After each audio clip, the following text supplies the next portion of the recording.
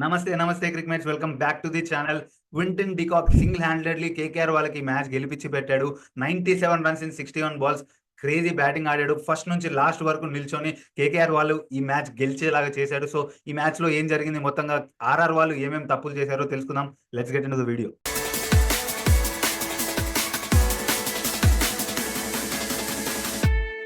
వీడియోలోకి వెళ్ళే ముందు ఈ వీడియోకి ఒక like and please do subscribe our channel. మీరు లైక్ అండ్ సబ్స్క్రైబ్ చేస్తే మాకు ఒక మోటివేషన్ లా ఉంటుంది. నెక్స్ట్ కొత్త వీడియోలు చేయాలి, మంచి వీడియోలు చేయాలని. So please do like this video and subscribe to our channel. Match లోకి వెళ్ళిపోతే మనం కేకేఆర్ వాళ్ళు టాస్ గెలిచి బౌలింగ్ తీసుకున్నారు. ఎందుకంటే సింపుల్ రీజన్, సెకండ్ ఇన్నింగ్స్ లో డ్యూ వస్తుందని అన్న సింపుల్ రీజన్ తోని బాల్ గ్రిప్ అవ్వదు చేతిలో, స్పిన్నింగ్ కి మంచిగా ఉంది పిచ్, సో బాల్ గ్రిప్ అవ్వదు సెకండ్ ఇన్నింగ్స్ లో అని చెప్పేసి ఫస్ట్ బౌలింగ్ తీసుకున్నారు కేకేఆర్ వాళ్ళు. సో అది మంచి డెసిజన్ గా ప్రూవ్ అయింది. డ్యూ యాక్చువల్లీ వచ్చింది ఈ మ్యాచ్ లో. ఇంతకుముందు మ్యాచెస్ వరకు డ్యూ రాలేదు, కానీ ఈ మ్యాచ్ లో వచ్చింది డ్యూ. రాజస్థాన్ వాళ్ళ బ్యాటింగ్ విషయానికి వస్తే, రాజస్థాన్ వాళ్ళ స్ట్రాంగ్ సూటే బ్యాటింగ్. ఒకసారి ఈ బ్యాటింగే ఫ్లాప్ అయింది అనుకో, అసలు ఛాన్సే లేదు వీళ్ళు మ్యాచ్ గెలవడం. ఇంకొకటి ఏంటంటే, వీళ్ళు ఫస్ట్ బ్యాటింగ్ చేస్తున్నారు, సెకండ్ బౌలింగ్ చేసేటప్పటికి డ్యూ కూడా వస్తుంది. సో ఆల్రెడీ వీక్ ఉన్న బౌలింగ్ టీమ్ కి ఇంకా వీక్నెస్ యాడ్ అవుతుంది, వీళ్ళకి చాలా కష్టం అవుతుంది మ్యాచ్ గెలవడం. ఈ మ్యాచ్ లో అదే జరిగింది. బ్యాటింగ్ లో పార్ట్నర్షిప్స్ చేయలేకపోవడం.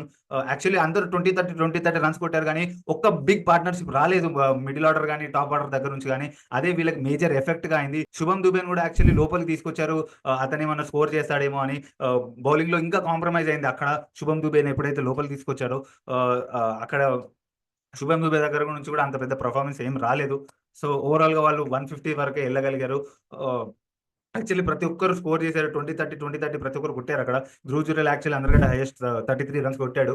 సో వీళ్ళ బ్యాటింగ్ ఎప్పుడైతే ఫ్లాప్ అయిందో వీళ్ళ మాక్సిమం హోప్స్ పోయినట్టే. కానీ బ్యాటింగ్ కొంచెం హోప్ చూపించారు యాక్చువల్లీ. ఎప్పుడైతే ఆర్చర్ వచ్చి ఫస్ట్ 2 ఓవర్లు 5 స్పెల్ వేశాడు, ఆ ఫస్ట్ 2 ఓవర్ల 5 స్పెల్లోనే మోయిన్ అలీ అవుట్ అయిపోవడం.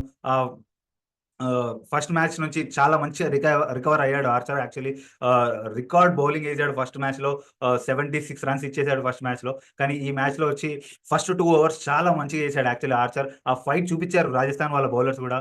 తీక్షణ కూడా మంచి లైన్ అండ్ లెన్స్ వేసాడు. యాక్చువల్లీ ఈ పిచ్ చాలా మంచి గ్రిప్ టర్న్ అవుతుంది. అందుకే వరుణ్ చక్రవర్తికి కానీ వాళ్ళ దాంట్లో మోయిన్ అలీ కానీ మంచిగా గ్రిప్ అయి టర్న్ అవడంతో ఈజీగా వికెట్లు వచ్చాయి వాళ్ళకి. మోయిన్ అలీ కూడా ఆఫ్ స్పిన్నర్, మంచి గ్రిప్ టర్న్ లభించింది కాబట్టి ఈజీ వికెట్స్ లభించాయి. సో వీళ్ళు కూడా అదే ట్రై చేశారు. తీక్షణ కానీ హసరంగా కానీ వీళ్ళిద్దరిలో ఎవరైనా వికెట్స్ తీస్తారని హోప్ చేశారు.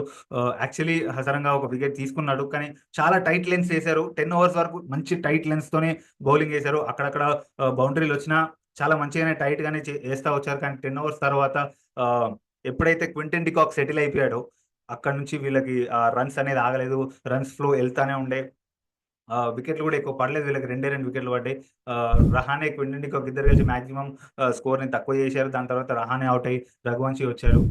క్వింటన్ డికాక్ గురించి మాట్లాడాలి మనం. యాక్చువల్లీ క్వింటన్ డికాక్ ఈ సీజన్ స్టార్టింగ్ లో, సీజన్ కన్నా ముందు ప్రతి ఒక్కరు క్వింటన్ డికాక్ ఫామ్ మీద క్వశ్చన్ మార్క్ రేజ్ చేస్తా ఉండే. ఎందుకంటే SA20లో క్వింటన్ డికాక్ అసలు లేదు, పర్ఫార్మే చేయలేదు. సో ఎప్పుడైతే ఈ ఐపీఎల్లోకి వస్తున్నాడో క్వింటన్ డికాక్ బ్యాటింగ్ ఎలా ఆడతారు అని ప్రతి ఒక్కరు కన్సర్న్ రేజ్ చేస్తూ ఉండే.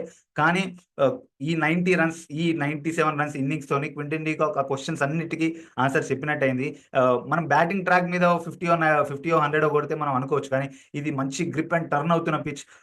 చాలా కష్టం ఉండే స్టార్టింగ్ లో ఆడడం కూడా ఆర్చర్ ఆ 5 స్పెల్ వేసినప్పుడు. సో ఇవన్నీ నెగెట్ చేస్తూ ఫస్ట్ నుంచి లాస్ట్ వరకు నిల్చొని కేకేఆర్ వాళ్ళకి ఈ విజయాన్ని అందజేశాడు. Kudos to Quinton de Kock. And Quinton de Kock మళ్ళీ లైమ్ లైట్ లోకి రావడం చాలా మంచిగా అనిపిస్తుంది. సో ఈజీ విన్ కేకేఆర్ వాళ్ళకి ఈ మ్యాచ్. రాజస్థాన్ వాళ్ళకి చాలా కన్సర్న్ ఉంది ఇప్పుడు.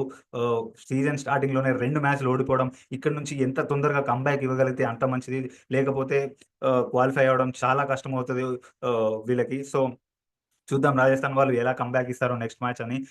సో ఇది నా ఒపీనియన్ గాస్ ఈ మ్యాచ్ గురించి. మీరేమనుకుంటున్నారు రాజస్థాన్ వాళ్ళ టీం గురించి, క్వింటన్ డికాక్ గురించి మీరేమనుకుంటున్నారు నాకు కామెంట్స్ లో చెప్పండి. Please do like this video and subscribe to our channel. Next వీడియోలో మళ్ళీ కలుద్దాం. Until then